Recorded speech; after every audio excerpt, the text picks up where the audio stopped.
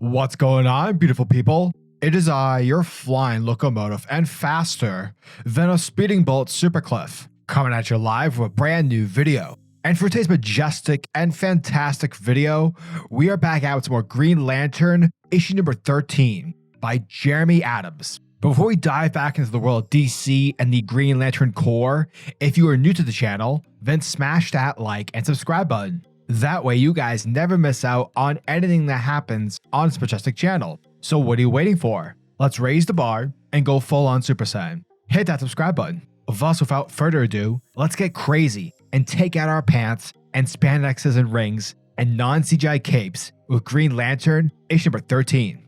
Alrighty folks, so our story begins with the Bureau of Sovereignty, led by Amanda Waller, who has imprisoned HalJordan within their prison at the island nation of Gamora. Hal has been locked inside a series of Tertian bonds, and a device that restrains his limbs and causes him severe pain if he attempts an escape. Now remember, this picks up right after Hal and Carol arrived back on Earth, and so obviously they got captured and this is what's happening. Now, I made a mistake in the last video. This is not King Shark, this is Karshan, and we see him punching and beating up Hal as severely as possible. Now, Hal refuses to give up hope, given that now Carol has admitted love for him. Therefore, Hal feels much more determined than ever before.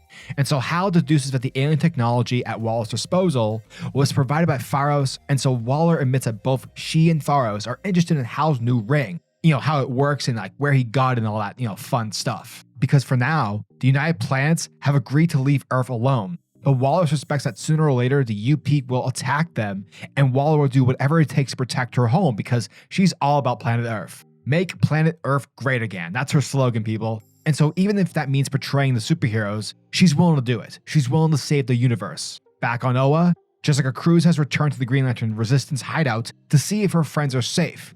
She informs them that Hal has disappeared by Jolie Mullen and Simon Batts both been captured. Sally suggests that, moving deeper into Oa's core to avoid further capture, but Jessica fears that might not be enough, as Tharos has replaced multiple ambassadors for the UP with Dorians, his species of Skrull people. Meanwhile, Kyle has felt multiple disturbances in the emotional spectrum. This dude is freaking out. Elsewhere, we have Sinestro having escaped from Earth and has returned to his planet New Korgar, only to find one of its cities in ruins and his people nowhere to be found. Sinestro's desire to create fear has been replaced with burning rage, and he promises to take revenge on those who have wronged him.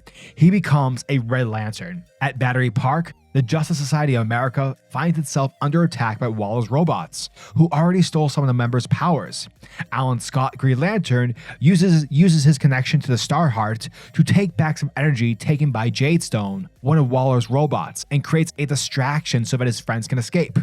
At Las Vegas, Nathan, Carol's former fiance, the loser guy who I just, for some reason despise, is clearly heartbroken that Carol left him. All his life, he has done his best to follow the rules and be a good person. Then he would find love, but every time, the rule breakers would always get ahead of him. And so he's kind of like lost and just giving up. And from there, we see a mysterious gray ring finds him, and the only thing Nathan can feel now is sorrow. Ooh. Back on Oa, Tharos has returned to stare at the Source Lantern yet again. This time, he feels more confident than ever that his plans to impose order on the universe will become true, as he wields a ring and walks into the power emanating from the lantern. At Gamora, Karshan continues to torture Hal, but Hal pretends to fall unconscious, and when Karshan lets his guard down, Hal knocks him out and escapes from his restraints. And as he explores the facility and tries to find a way to escape, Hal comes across a group of soldiers transporting multiple weapons from the Bureau who have confiscated these weapons from the superhero community, and to which Hal's ring included. For Hal, this has become much more than just an opportunity to escape. This has become a military, global, national, universal campaign of destruction. And that, folks, was the end of Green Lantern issue number 13. And thank you guys for checking out my video, as it truly, truly means the world to me. Okay, so listen, this is probably not the strongest Green Lantern issue.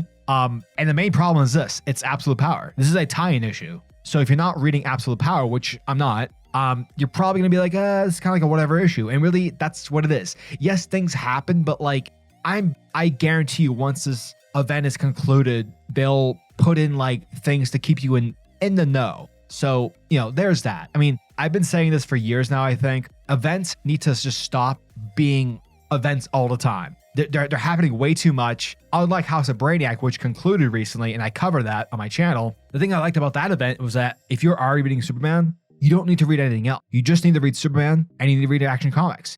And they're both Superman-related ongoing series. Here, you have to read Absolute Power, some of the tie-ins, and now the book that you're reading, the Green Lantern, for, in my case, is getting distracted with this bullshit, and it's so annoying, and I don't like it. I know it's a thing in comics, but like it's getting to a point now where it's just way too much, and the status quo or the ongoing story, it's just like you can't help but not like be like, oh, all right, here we go again. It's like Jesus. Whenever it's not an event, like the comic slaps, and there's still some great stuff in this issue. Again, Absolute Power's in the way, and I can't help but just not shit on it. So, these are my thoughts for Green Lantern issue number 13. I really wish DC would just kind of calm itself down with the events, because I feel like they do way too many a year. But hey, that's just how I feel.